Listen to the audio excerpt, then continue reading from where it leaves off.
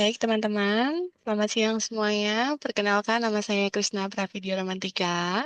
Saya adalah dosen tutor Anda pada mata kuliah Karya Ilmiah. Saya biasa dipanggil Ibu Krisna. Teman-teman, nanti apabila ada masalah atau kendala selama mata kuliah tersebut, teman-teman bisa langsung menghubungi saya. Oke? Baik, untuk pertemuan siang hari ini, saya izin untuk menyampaikan beberapa hal terkait karya ilmiah yang akan teman-teman ikuti selama 1 semester ke depan. Teman-teman bisa lihat tampilannya di sini, apakah sudah terlampir di dalam laptop teman-teman semua? Dari Ibu. Sudah ya? Baik, bismillahirrahmanirrahim. Hari ini sebenarnya pertemuan pertama, kita ketemu langsung. Sambil kita berkenalan, kita coba untuk berkenalan sedikit tentang karya ilmiah itu apa, supaya teman-teman ada gambaran terkait hal tersebut, ya. Nah, teman-teman di semester ini mengambil mata kuliah MATA 4560 karya ilmiah. Teman-teman, ada CPMK yang teman-teman gapai ketika teman-teman mempelajari materi tersebut ya, yaitu teman-teman diharapkan mampu membuat artikel ilmiah yang bebas plagiasi dan memenuhi kaidah penulisan karya ilmiah yang baik dan juga benar. Jadi teman-teman, di sini nanti harapannya adalah bisa dan mampu untuk membuat artikel ilmiah yang bebas plagiasi. Seperti apa prosesnya? Nanti akan kita coba sampaikan kepada teman-teman semua. Kalau untuk CPK khususnya, teman-teman bisa lihat di sini ya. Yang pertama, teman-teman bisa merumuskan permasalahan terkait bidang ilmu atau penelitian yang akan teman-teman tulis. Lalu yang kedua adalah membuat judul tulisan karya ilmiah. Sebenarnya judul ini teman-teman tidak harus sama atau bisa dikatakan bahwa bentuknya lebih kepada produk. Jadi misalkan teman-teman melakukan suatu analisis pengaruh dari variabel X terhadap variabel Y. Ternyata teman-teman ingin mengubah judulnya itu ada sedikit perubahan atau pada penekanan terhadap metodenya. Itu bisa juga dituliskan di dalam judulnya. Lalu untuk ketiga, itu mengolah hasil bacaan atau referensi untuk mendukung pengembangan atau penulisan karya ilmiah dengan baik. Jadi, teman-teman ketika sudah membaca banyak artikel, baik itu yang sudah dipublikasi ataupun melalui buku pendukung, misalkan dalam penelitian tersebut ada metode penelitiannya. Dalam metode tersebut, teman-teman bisa mencari referensi terkait metode yang digunakan dalam penelitian tersebut, baik menggunakan buku panduan ataupun bisa teman-teman bisa cari di RBV ya teman-teman ya untuk metodenya. Lalu untuk yang keempat adalah menyusun kerangka karangan atau outline penulisan karya ilmiah dengan baik. Nah, di sini kerangka karangan itu jadi teman-teman tahu bagaimana rumusan masalahnya, kemudian teman-teman tahu metode apa yang akan teman-teman gunakan, lalu teman-teman sudah tahu bahwa tujuan akhir dari penelitian itu teman-teman bisa turunkan ke dalam rumusan permasalahan. Seperti itu teman-teman. Lalu yang kelima, karya ilmiah ini dapat dibuat secara utuh. Jadi kalau teman-teman sudah tahu rundown-nya atau urutan-urutan yang akan teman-teman lakukan dalam suatu penelitian, teman-teman bisa melakukan publikasi terhadap jurnal penelitian tersebut. Itu teman-teman. Nah, kira-kira dari teman-teman yang sudah lakukan dengan mencari artikel, teman-teman sudah masuk ke bagian tahap atau tahap yang mana? Misal, membaca judul, sudah tahu judul apa yang teman-teman sudah pilih pada saat melakukan pemilihan artikel?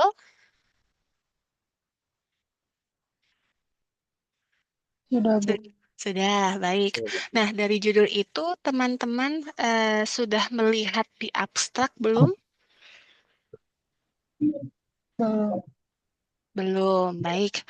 Jadi, nanti teman-teman ketika membaca artikel, apalagi artikel yang sudah dipublikasikan, itu teman-teman sebenarnya inti utama dari penelitian tersebut bisa dibaca pada bagian abstrak ya. Nanti teman-teman lihat dulu judulnya. Seandainya teman-teman sekarang kan ada di prodi matematika. Lalu teman-teman ingin melakukan penelitian misalkan tentang matematika keuangan, seandainya ya. Nah, itu teman-teman bisa memilih artikel-artikel yang berkaitan dengan matematika keuangan tersebut. Nanti teman-teman bisa mencarinya di mana. Sebenarnya teman-teman bisa mencari artikel tersebut pada akun atau bisa juga membuka website Sinta, teman-teman. Nanti coba saya beri gambaran ya kepada teman-teman bagaimana cara mencarinya. Saya izin share screen dulu sebelum ke situ. Ini saya coba buka ya.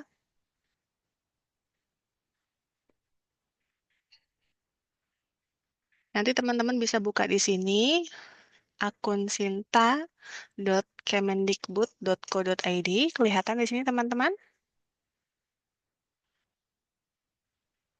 Lalu teman-teman enter. Teman-teman bisa lihat di sini. Di sini ada pilihan outdoor, ada affiliation, ada jurnal, ada artikel Scopus. Nah, teman-teman bisa pilih jurnal ya. Nanti setelah pilih jurnal, teman-teman bisa tulis di sini misalkan matematika keuangan. Keuangan. Nanti akan muncul, oh oke, jurnal nggak ada, maaf. Berarti kita cari di outdoor atau artikelnya. Nah, di sini teman-teman bisa cari di sini matematika keuangan. Kalau nggak muncul bisa di affiliation. Nah, nanti di affiliation ini teman-teman banyak pilihannya. Jadi misalkan teman-teman ingin lihat nih pengaruh hasil belajar matematika ekonomi, pemahaman pengantar akuntansi, dan kemandirian. Nah, kalau mau fokus kepada matematika keuangan, berarti teman-teman bisa cari misalkan peranan matematika dalam perencanaan keuangan. Ini teman-teman bisa buka artikelnya ya. Jadi itu pilihannya ada banyak sekali, teman-teman. Nah, nanti di sini peranan anggaran. Oke, saya coba.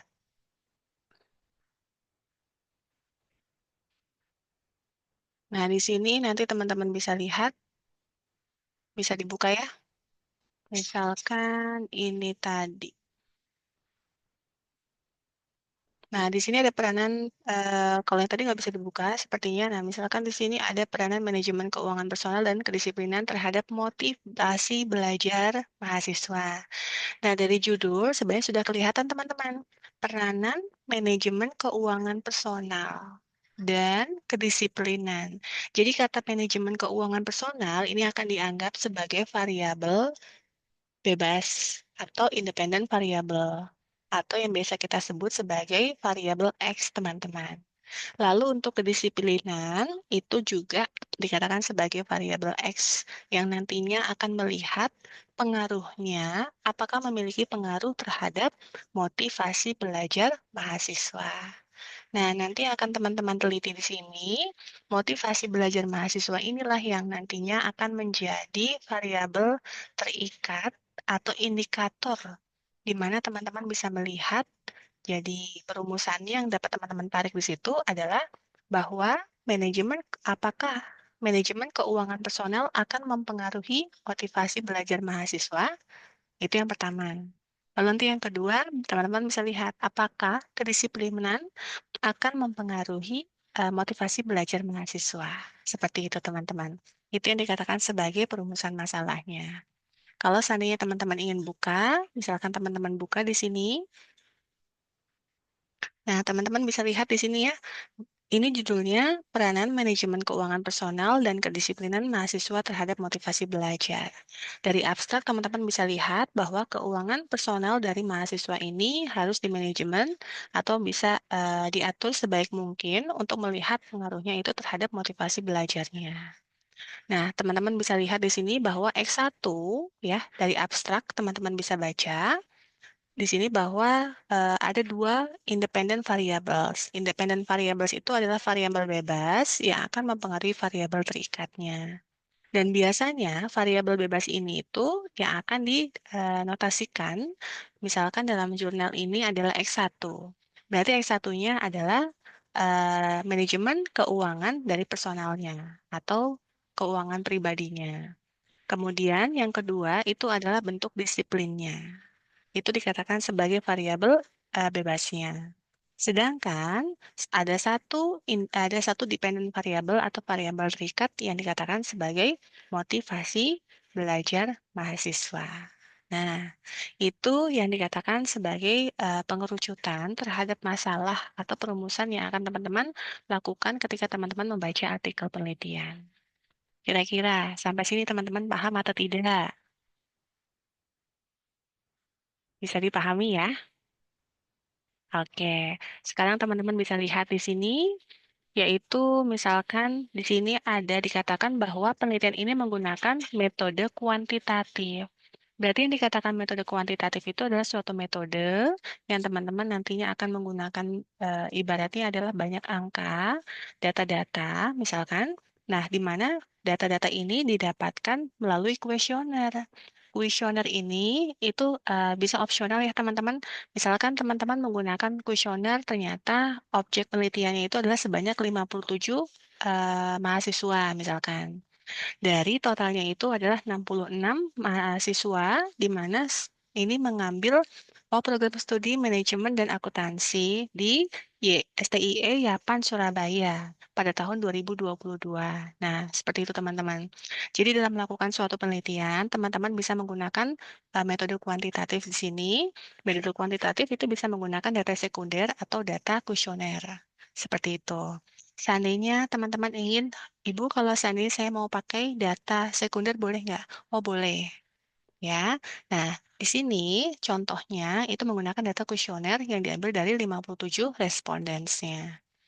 Lalu di sini dikatakan juga bahwa the result of this research show that X1 memiliki sigma value adalah seperti nah, ini dikatakan nanti ada hasilnya teman-teman. Hasil akhirnya itu jangan dibaca dulu, ini nanti untuk penelitian akan dibahas kemudian ya.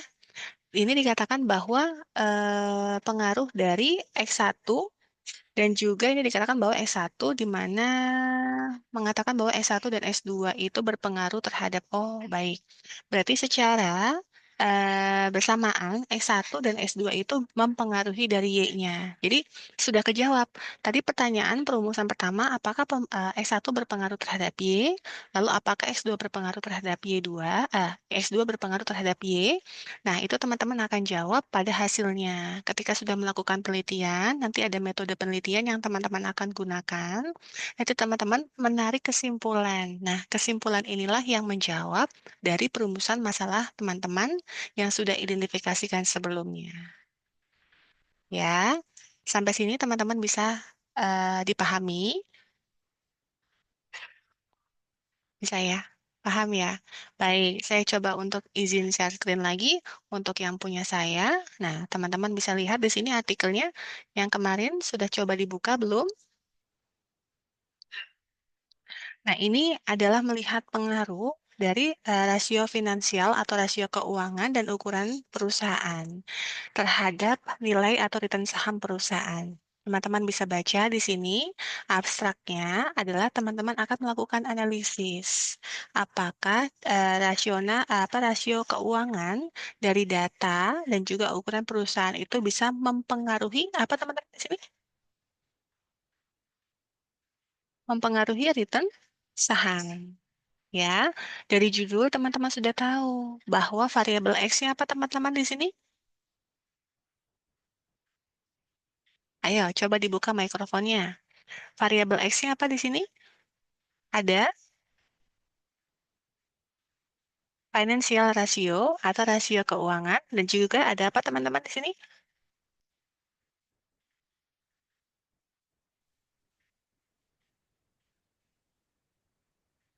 Speakernya bisa aktif? Ya, financial ratio dan juga ada ukuran perusahaan atau firm size. Lalu variabel Y-nya adalah saham, ya return saham, betul. Nah, teman-teman juga bisa lihat, sudah bisa mengidentifikasikan. Berarti kalau kayak begitu, Bu, perumusan masalahnya bagaimana? Nah, teman-teman bisa lihat di sini. Influence, berarti kan melihat apakah ada pengaruh. Nah, berarti kalau kayak gitu, teman-teman bisa melakukan identifikasi dalam perumusan masalahnya. Yang pertama itu adalah apakah ada pengaruh dari rasio keuangan terhadap return saham. Atau yang kedua, itu apakah ada pengaruh dari ukuran saham, ukuran perusahaan terhadap return perusahaan atau return saham perusahaan. Jadi ada dua rumusan masalahnya. Nanti teman-teman bisa baca lagi di bawah bahwa di dalam penelitian tersebut data itu dimodelkan menggunakan, nah ini menggunakan metode penelitian. Metode penelitian nanti akan dijabarkan kemudian ya teman-teman. Metode penelitiannya ternyata menggunakan regresi data panel. Jadi, dengan menggunakan itu, teman-teman bisa lihat dari hasil akhir nih, teman-teman. Terlihat tidak di sini yang saya drag, saya tebalkan. Dikatakan bahwa hasil penelitian itu menunjukkan ROA dari DER, kemudian CR, dan juga FS itu secara simultan atau secara parsial tidak memiliki dampak yang signifikan terhadap return sahamnya. Gitu. Nah, teman-teman bisa lihat bahwa di sini ada 4 variabel tambahan. Maksudnya ada 4 itu pengklasifikasian dari X yang satu dan juga X yang dua. Ada istilah ROA, itu return on asset. Lalu ada istilah DR, itu adalah debt to require. Di sini teman-teman bisa lihat nih, debt to ratio, ya. Nih, maaf. Ini ROA, return on asset. Kemudian DR itu debt to equity ratio, lalu ada CR itu adalah current ratio, lalu ada FS itu adalah firm size. Nah, ini adalah variabel-variabel yang akan teman-teman lihat dan teman-teman perhatikan. Untuk ROA, lalu untuk DER, dan juga CR, itu masuk ke dalam kategori, kalau teman-teman perhatikan, baca dalam artikel tersebut, dia masuk ke dalam kategori financial ratio. Di sini bacanya teman-teman.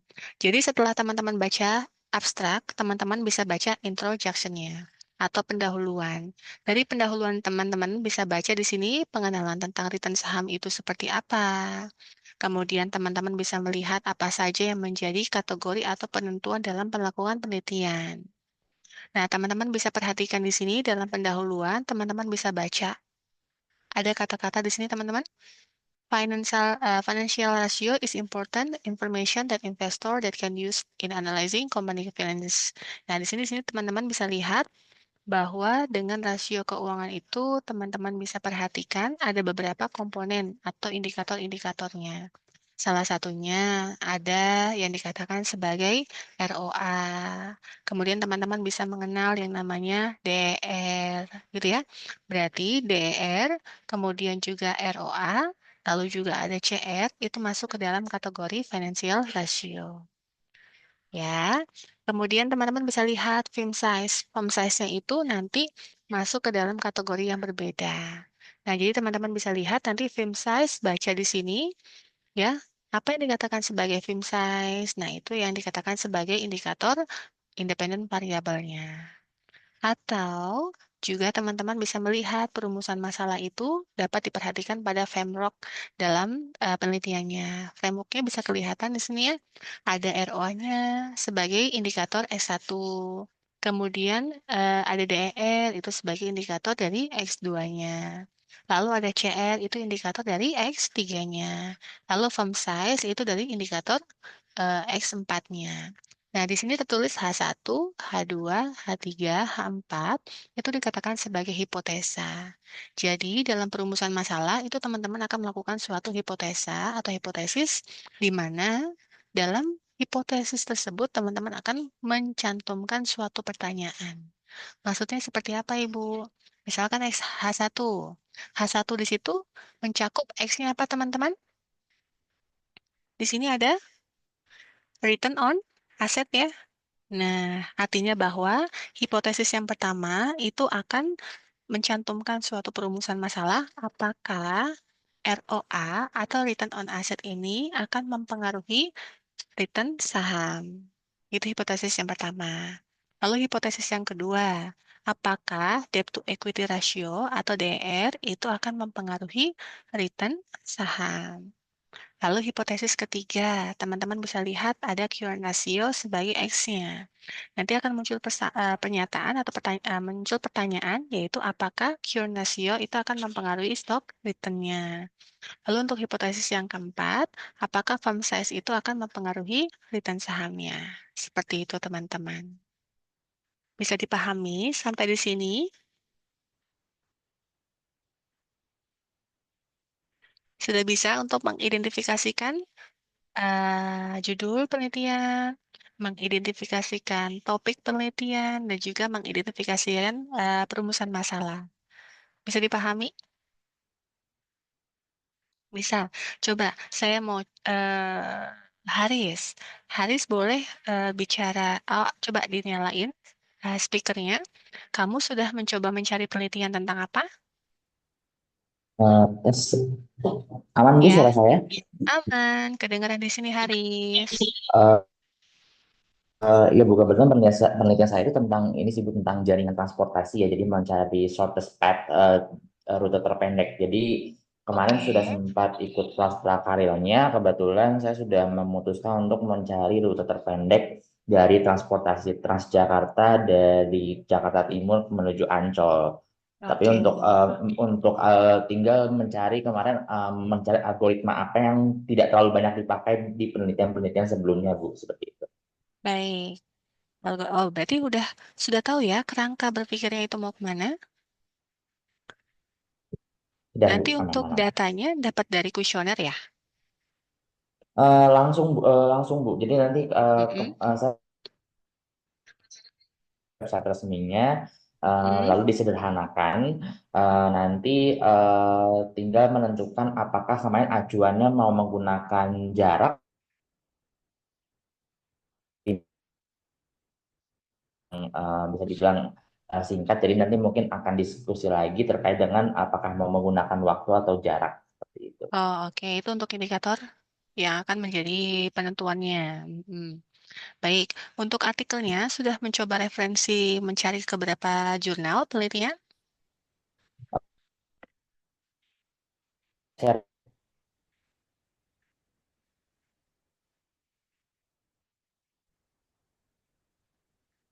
izin Bu untuk Maaf, artikelnya ya. Haris putus-putus. Gimana, gimana? Oh, ya. Untuk artikel sendiri saya sudah dapat 10, Ibu udah dapat 10 artikel berdasarkan apa topik yang saya cari ya, yang saya teliti gitu. Nah, mungkin nanti Ya. bisa saya share ke grup atau saya japri ke Ibu ya. Oh, baik. Siap. Nggak apa-apa. Nanti kalau memang kamu sudah dapat, paling share-nya OneDrive aja. Kamu bisa kan bikin OneDrive? Jadi nanti kamu masukin semua jurnal jurnal atau artikel yang menjadi referensi yang menjadi referensi kamu, kemudian kamu masukkan ke dalam OneDrive. Nanti kamu bisa buat dalam situ artikelnya, atau misalkan dari pertama pembuatan judul, kemudian perumusan masalah, lalu kerangka penelitian itu seperti apa, kamu tulis di situ aja. Jadi nanti yang kamu share kepada saya itu adalah bentuk OneDrive-nya. Ya, jadi nanti semua kegiatan atau aktivitas karya ilmiah kamu terbimbing di situ supaya teman-teman juga bisa melihat bagaimana perkembangan satu sama lain. Seperti itu. Atau nanti saya share deh, saya coba untuk membuatkan OneDrive satu kelas kali ya, lebih enak ya. Nanti teman-teman bisa masukkan ke dalam situ dan teman-teman bisa lihat perkembangannya sudah sampai semana, sejauh mana. Baik, terima kasih Haris. Haris sejauh ini berarti aman ya. Jangan lupa Ya dikerjakan Bu, insya tugasnya. Allah. Ya Bu. Ibu saya Dikumpulkan. live duluan ya Ibu. Baik, Karena ada silahkan. kegiatan. Ya Ibu, Ya, terima terima kasih. kasih banyak, Haris. Baik, berikutnya ada Diajeng. Diajeng bisa diaktifkan speakernya. Baik, terima kasih. Sudah sejauh Iya, mana Bu. Diajeng perkembangannya? Untuk saat ini saya udah nemu judul, tapi nggak jauh beda sama punya Haris, masih tentang short proto problem. Cuman kali Hmm. ini telitinya tuh lebih ke pakai kendaraan roda dua. Oh, baik. Berarti Terus, beda eh, transportasi yang digunakannya oleh Haris ya. iya betul. Rutenya Yang dari, masih kalau rutenya itu dari pasar Lembang Ciledug ke hari-hari pasar Swalayan. Jadi kalau di Tangerang itu dia ada pasar tradisional sama pasar yang modernnya itu. Nah itu jadi bikin kayak diteliti tuh kayak lebih enak belanja yang di mana gitu, di tradisional atau yang di modern. oh baik, Terus berarti di situ lebih penekanannya pada penggunaan transportasinya ya. ya, tujuan teliti ini untuk melihat waktu minimalnya Ibu. Waktu Kayak kita tempuh lebih minimumnya. ada waktu tempuh. Iya betul. Terus yang masih aku bingungin tuh Mm-mm. perbedaan telitinya dari analisis sama optimasi. Soalnya kalau yang dari Zoom yang prakarya itu kan, Ya, kalau operasi itu topiknya ke optimasi ya, Bu. ya. Kalau yang saya cari tahu, kalau analisis itu kan menggunakan beberapa data. Terus kalau optimasi itu lebih ke kita cari tahu hasil terbaiknya gitu kan. Tapi Betul. kalau misalnya ditelitinya itu optimasi sama analisis itu masih sama nggak sih? Kalau untuk analisis itu nanti Diajeng akan melihat pengaruh dari sesuatu terhadap sesuatu. Kalau optimasi itu nanti Diajeng bisa melihat juga di situ dengan komponen yang berbeda. Misalkan ada contoh optimasi penggunaan bahan produksi A untuk menghasilkan barang produksi Z. Nah, nanti Azam bisa melihat dari misalkan bahan produksinya itu ada A, ada B, ada C. Melihat mana optimasi penggunaannya. Jadi optimasi itu teman-teman nantinya itu akan melakukan suatu perhitungan mana yang akan bisa memaksimumkan suatu produk ya, meminimumkan produk. Misalkan ada produknya, ada barang mentah, diminimumkan produknya, penggunaannya untuk menghasilkan maksimum dari barang yang akan dihasilkan kemudian. Seperti itu. Jadi barang A, barang produk A, barang produk B, barang produk C itu digunakan seminimum mungkin supaya menghasilkan produk barang Z yang maksimum. Jadi tidak menghabiskan barang yang cukup banyak untuk menghasilkan produk Z tersebut. Itu dikatakan sebagai kondisi dari optimasinya. Seperti itu dia, Jang. Baik, Bu. Berarti kalau misalnya Mm. kita penelitiannya itu optimasi rute transportasi, kita bisa pakai metode itu ya, studi lapangan. Betul sekali. Nanti kalau misalkan Ajeng melakukan penelitian itu, berarti kalau melihat rute terpendek ya, untuk melakukan suatu perjalanan menggunakan kendaraan roda dua, artinya bahwa Ajeng akan melakukan suatu optimasi. Nah, optimasinya yang akan Ajeng gunakan itu adalah penggunaan transportasinya, atau bisa juga penggunaan waktunya. Nah, karena ini komponennya itu adalah rute terpendek, berarti nanti kan waktu tempuh yang nanti Ajeng akan teliti. Ya, seperti itu. Paling Hmm. itu aja sih. Rutenya sudah tahu berarti. Rute A, rute B, Ya, rute C, D, dan D-nya iya, itu bisa. betul. Mm-mm. Baik kalau Bisa kayak gitu. pakai bantuan Google Maps sih, Bu. Iya, betul sekali. Seperti itu. Berarti kalau seperti itu nanti untuk penggunaan datanya, Ajeng akan menggunakan kuesioner atau memang hanya penggunaan yang lainnya? Langsung ke lapangan sih, Bu. Nggak pakai kuesioner. Oh, baik. Berarti nanti Ajeng akan melakukan perjalanan itu sendiri menggunakan Google Maps seperti Ya, itu? betul. Iya. Oh, oke. Itu dengan indikatornya. Tapi kan nanti ada masalahnya itu dalam artian adalah ketika Ajeng melakukan studi lapangan, menggunakan rute A pada pukul sekian, menggunakan rute Mm-mm. B pada pukul sekian, menggunakan rute C dan D dengan pukulnya sekian. Dari masing-masing pukul itu kan punya kondisi keadaan atau keadaan jalan yang berbeda ya. Misalkan Ajeng melakukan perjalanan pada pagi hari itu cenderung lebih ramai. Melakukan perjalanan pada siang hari itu cenderung lebih lengang. Sore hari mulai ramai lagi. Sedangkan kalau malam hari kan berarti Ajeng akan melakukan perjalanan yang lumayan padat seperti itu. Nah, itu menjadi indikator pendamping yang harus menjadi pertimbangan Ajeng ketika melakukan studi lapangan seperti itu. Ya, Ya. paling kalau memang mau mengerucutkan lagi, berarti nanti di Ajeng bisa melakukan studi lapangan dengan waktu yang sama di hari yang berbeda. Paling seperti itu sih. Tapi kalau memang Baik, Bu. Ajeng mau melakukan studi lapangan dengan waktu yang berbeda, misalkan pagi, siang, sore, malam, itu juga boleh. Tapi nanti untuk penelitiannya, untuk perhitungannya nanti akan berbeda. Seperti itu. Baik, Bu. Berarti, Terima kasih. baik, terima kasih aja. Berarti sudah tahu ya untuk kerangka berpikirnya seperti apa. Baik, selanjutnya ada Anita. Halo Anita.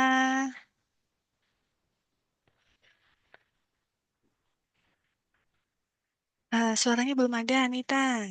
Coba dikencangkan sedikit. Ini Lenovo siapa ya? Putri, Bu. Halo Putri. Coba diganti namanya Putri. Bisa? Keren, Bu. Terima kasih. Anita, Anita sudah sejauh mana untuk pencarian penelitiannya? Atau pencarian artikel itu sendiri?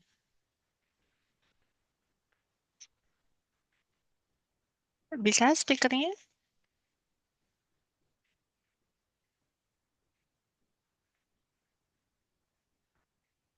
Oh, sepertinya masih bermasalah ya untuk audionya. Coba saya coba ke Putri dulu. Putri, halo Putri. Iya, Bu. Putri, Putri sudah sampai mana? Sudah mencari artikel atau belum? Itu pertamanya kita nentuin penentuan judul juga dulu nggak sih Bu kemarin? Sebenarnya Putri nanti akan menentukan topik terlebih dahulu. Topik apa yang nanti mau Putri lakukan dalam penelitian tersebut. Seperti yang tadi ya, di dalam slide presentasi, Putri dan teman-teman nanti akan menentukan topiknya.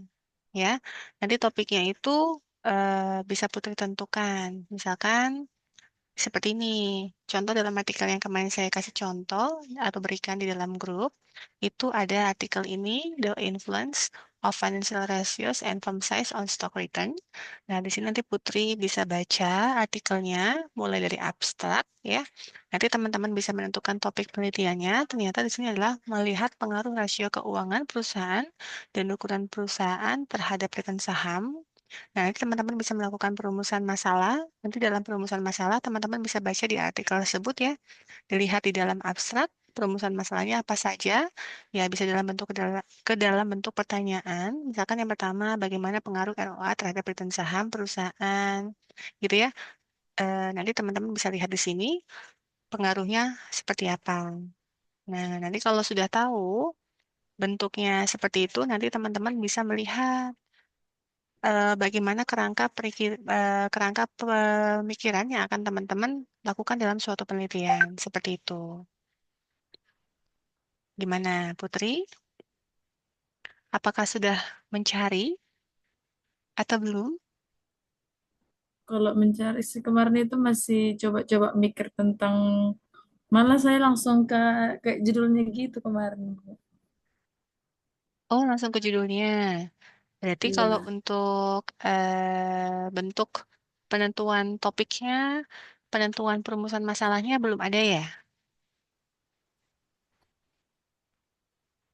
Belum ada Seperti kemarin Bu. Cuman ini seperti ini. pun topiknya masih masih nggak tahu bisa atau enggak ini Oh, gitu. Putri tinggal di mana? di Batam Bu. Di Batam. Oke. Baik kalau kayak gitu Putri bisa nanti cari topik dulu, kira-kira topiknya mau apa yang akan diteliti. Kemudian setelah menentukan topik, nanti Putri bisa mencarinya di Sinta. Saya coba share screen ya. Cara mencari artikel itu nanti Putri bisa mencarinya di sini, di akun. Saya coba share screen.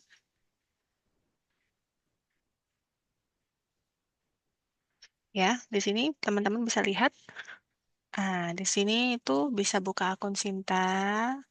Nanti bisa diperhatikan di situ. Ini akun Sinta.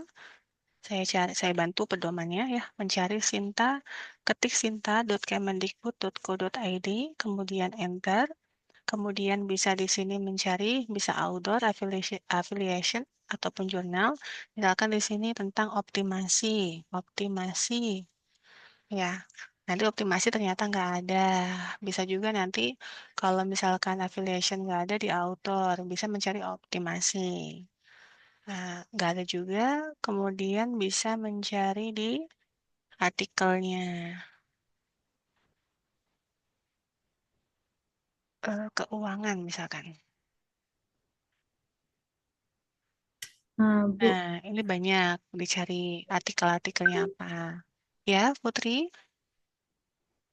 bisa ya Bu bertanya di luar daripada yang dibahas sekarang. boleh, silakan. Bagaimana, Ah, Putri? apa ya Bu? Kayak mana? Mhm. Bingung juga. Kemarin itu kan ada beberapa grup gitu Ya, tentang karir gitu kan Bu. Ini saya join di grupnya banyak kali gitu loh Bu. Kan yang mhm. paling pertama itu kan Bu dia di grup yang di e-learning kan Bu. Ya, Yang e-learning, betul. nah, itu yang paling utamanya ya Bu kita ikutin kan Betul. grupnya. Nah, terus udah itu tadi juga ada kayak Karil juga dia sama Bu Seli. Oh, gitu. Itu beda lagi. Beda lagi grupnya, oke. Jadi Putri Iya. itu ada di dalam grup Tuton karya ilmiah dengan dosen pembimbingnya saya untuk grup Tutonnya. Nah, yang saya bikin karil di dalam grup itu adalah isinya teman-teman semua yang ada di dalam kelas saya, ya. Jadi nanti selama kelas tuton, Putri dan juga teman-teman akan mengikuti petunjuk yang saya berikan, seperti itu, ya. Nah, nanti teman-teman bisa melakukan Ah, bimbingan dengan saya, dan kemudian teman-teman bisa melakukan apabila ada kendala ataupun ada unek-unek ataupun ada kesulitan yang bisa menjadi hambatan teman-teman dalam melakukan suatu penelitian, itu bisa langsung tanya kepada saya. Seperti itu untuk mengikuti kelas tutor tersebut. Seperti itu, Putri. berarti grupnya ada 3 ya, Bu? Betul, grupnya itu ada 3. Ya, Tapi yang satu yang utama, di LRT sama betul, Bu Rosa ya tadi. iya, itu Bu Rosa, saya itu Wah, dalam satu lingkup Bu Rosa penelitian yang Andriani kan, Bu. betul sekali. Tapi nanti Putri tetap ikuti kelas tutornya Lalu terlebih yang dahulu kedua ya. Karel, ya Karel Bu Selin.